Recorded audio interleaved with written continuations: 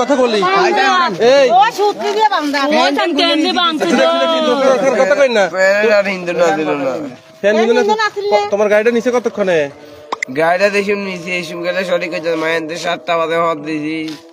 মদ দিয়ে যাইতে যাইতে যাইতে যাইতে এই কাহিনী হয়েছি কোন জায়গায় নিমশার রোডে ঢুকছে তার গাড়ি দিয়ে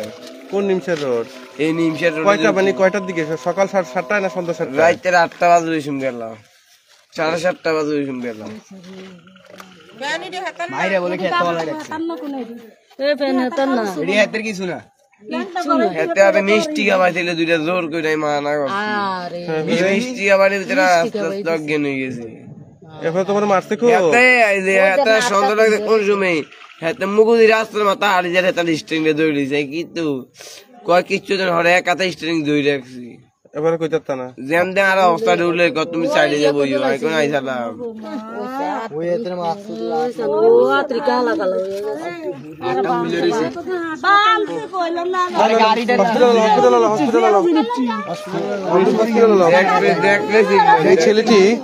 অটো রিকশা চালায় তাকে মিষ্টি খাওয়ানোর পর গতকালকে সন্ধ্যা থেকে সেই নিখোঁজ ছিল এই মাত্র তার খোঁজ পাওয়া গেল আসলে